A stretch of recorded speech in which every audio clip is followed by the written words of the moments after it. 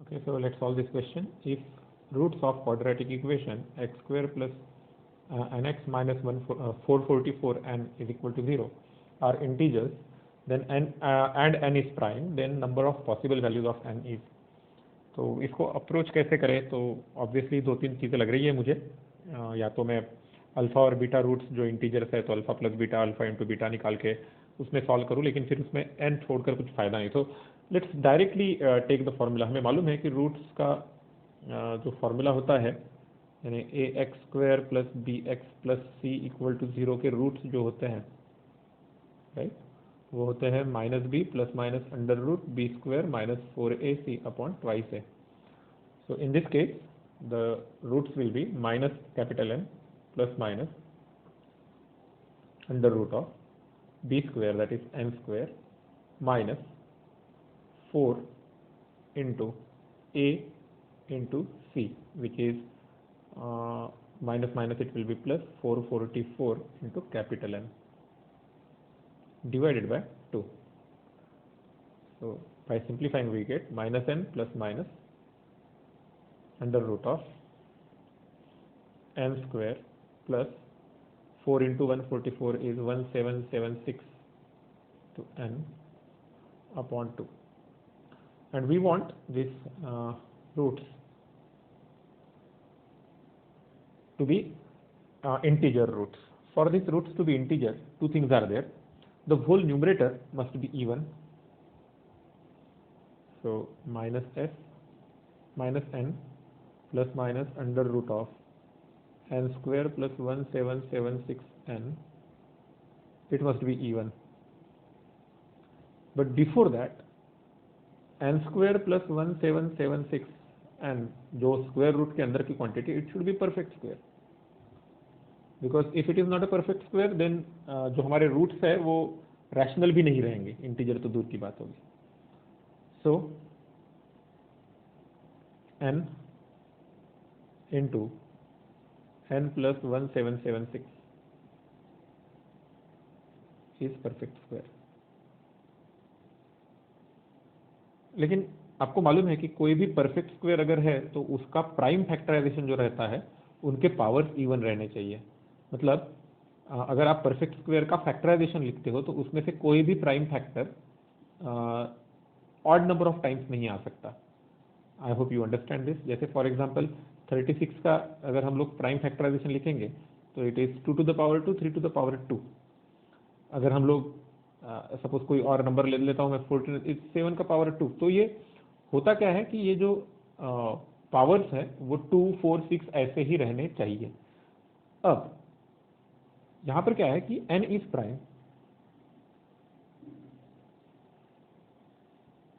लेकिन ये जो प्रोडक्ट है टोटल, राइट, ये परफेक्ट स्क्वायर है. इसका मतलब n प्लस 1776 इसमें से n कॉमन निकलना ही चाहिए, राइट. अब दैट मीन्स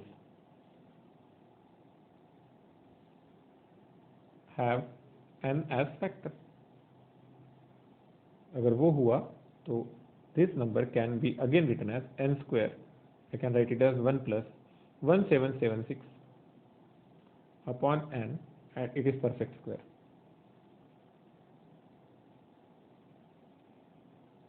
Which is, अब obviously n square already perfect square है तो ये भी परफेक्ट स्क्वायर होना चाहिए. 1 plus 1776 upon n that is equal to 1 plus, अब 1776 के फैक्टर्स क्या है, हमने ऑलरेडी 4 इंटू 444 किया था. और तो मैं थोड़ा सा और उसको सिंप्लीफाई करके लिखता हूँ. 1 plus 4 into 4 into 3 into 37, yes, upon n, which is 1 plus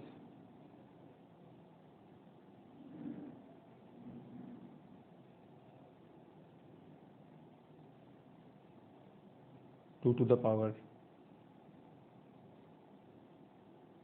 4 into 3 to the power 1 into 37 to the power 1 upon n is perfect square, and n is prime. So n के तीन ही वैल्यूज पॉसिबल है, तो वो check कर लेते हैं अभी. सो n is either 2 और 3 और 37. For n is equal to 2, this number is 1 plus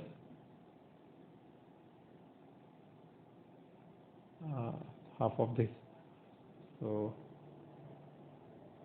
888, correct. तो वो हो जाएगा 889, and as we know 889 not a perfect square. फिर for n is equal to 3, it will be 1 plus 37 into 16. Okay, और we can divide by 3, तो ये हो जाएगा